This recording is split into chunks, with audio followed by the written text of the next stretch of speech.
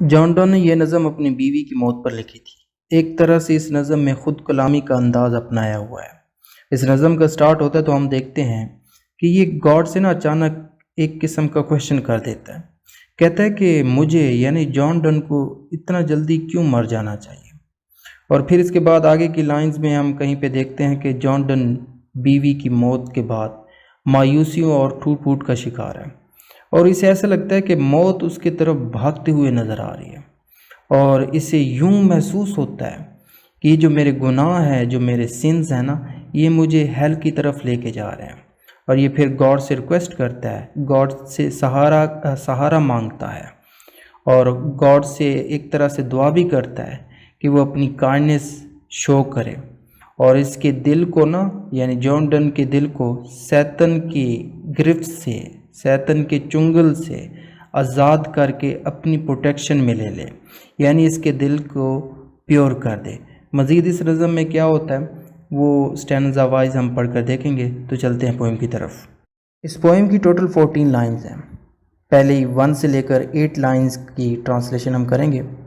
تو پہلی لائن میں کہتا ہے، اے گاڈ، تو نے مجھے کریٹ کیا ہے، اور اب تیرے لوگوں کو کیوں ختم ہو جانا چاہیے؟ یعنی میرے ساتھ اور یہ باقی جتنے لوگ بھی ہیں ان کو موت کیوں آنی چاہیے؟ اور آگے پھر الگ سے کہتا ہے کہ یہ جو میری گرتی ہوئی صحت ہے نا، اس کو صحیح کر دے۔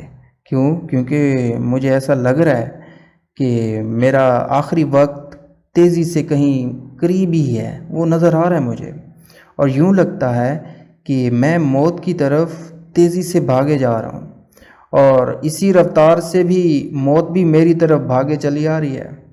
اب میری حالت پر نا گاڈ پلیز رحم کر دے۔ اور یہ جو ایسا لگتا ہے مجھے کہ جو ہیپینس ہے نا، یہ مجھے پاسٹ کی کوئی سٹوری لگ رہی ہے۔ آگے کی لائن میں پوئٹ شاید کہنا چاہتا ہے کہ گاڈ، میں کسی اور سے مدد نہیں مانگ سکتا، میں نے اگر مدد مانگنی ہے تو آپ سے ہی مدد مانگنی ہے۔ تو اس لائن میں کہتا ہے مایوسی کی حالت میں، ہوپلیسنس کی حالت میں، کہ مدد کے لیے نا اگر میں نے اپنی آنکھیں بچھائی ہیں، اپنی دھندلائی ہوئی آنکھوں کو، اپنی مایوس آنکھوں کو اگر کوئی رخ دیا ہے نا، وہ صرف تمہاری طرف دیا ہے، تمہاری طرف ہی اپنی آنکھوں کو لگائے بیٹھا ہوں مدد کے لیے۔ تو مدد اگر کسی سے مانگنی ہے تو وہ تم سے مانگنی ہے۔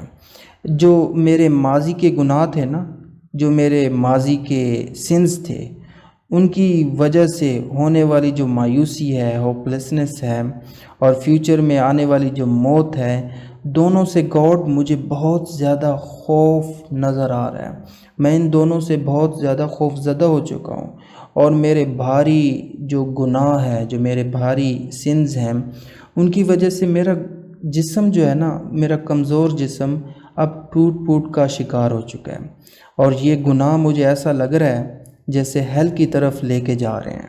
اس کے بعد ان لائنوں میں پوئٹ ایک طرح سے گاڈ سے نا ریکویسٹ کر رہا ہوتا ہے۔ کس طرح کی؟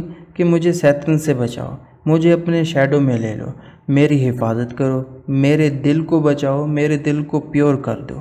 تو اس طرح کی کچھ باتیں کرتے ہیں۔ تو دیکھتے ہیں، شروع کرتے ہیں۔ تو پہلی لائن میں پوئٹ کہہ رہا ہوتا ہے، اے گاڈ، ہمارے اوپر صرف تیرا ہی شیڈو ہے، صرف تیرا ہی سایہ ہے۔ جب تیری کائنڈنس سے میری نظر اوپر کی طرف اٹھتی ہے نا، تو میری ٹوٹی ہوئی امیدوں میں نا دوبارہ سے جان پڑ جاتی ہے۔ پوئٹ شاید یہ کہنا چاہتا ہے کہ مجھے تمہاری کائنڈنس سے، تمہاری رحم دلی سے میرے پاس ایک طرح سے ہمت آ جاتی ہے، اور جو میرے پاس امیدیں تھیں جو پہلے ٹوٹ چکی تھی، تو تمہاری کائنڈنس سے وہ امیدیں اب پختہ ہو چکی ہے، سٹرونگ ہو چکی ہے، اب ان میں جان آ چکی ہے۔ پھر آگے کچھ کہتا ہے کہ کیونکہ شیطان جو ہے نا وہ گاڈ کا بھی دشمن ہے، تو کہتا ہے کہ ہم دونوں کا جو پرانا اولڈ دشمن ہے نا، وہ کافی مکار ہے، وہ دوغلا ہے، اور مجھے اس قدر ورغلا رہا ہے، مجھے اس قدر مائل کر رہا ہے، مجھے اس قدر بھٹکا رہا ہے کہ میں 1 گھنٹے کے لیے بھی خود کو اس کی اٹریکشن سے نہیں بچا سکتا۔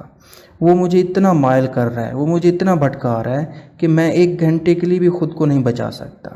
مجھ پر اپنا کرم کر دے، کیونکہ تیرا کرم میرے دل کو شیطان کے ہٹکندوں چالوں سے بچ نکلنے کے لیے نا ایک طرح سے ونگز عطا کر سکتا ہے۔ تیری کائنڈنس مجھے شیطان سے بچانے کے لیے ونگز دے سکتا ہے۔ اس کے بعد آگے کی لائن میں پوئٹ کہتا ہے کہ گاڈ تو میرے لوہے کے بنے ہوئے یعنی سخت دل کو اپنی کشش سے، اپنے میگنیٹ سے اپنی طرف کھینچ لے۔ جس طرح یہ جو ہوتا ہے نا سٹون، میگنیٹک سٹون لوہے کی بنی ہوئی چیز کو اپنی طرف کھینچ لیتا ہے، ویسے ہی مجھے میرے دل کو اپنی طرف کھینچ لے اور پیور کر دے۔ تو امید کرتا ہوں یہ پوئم، اس کی ٹرانسلیشن آپ کو سمجھ آ گئی ہوگی۔ اگر سمجھ آئی تو لائک کیجیے گا، سبسکرائب کیجیے گا، اپنا فیڈ بیک کمنٹ میں دینا نہ بھولیے گا۔ Thank for watching this.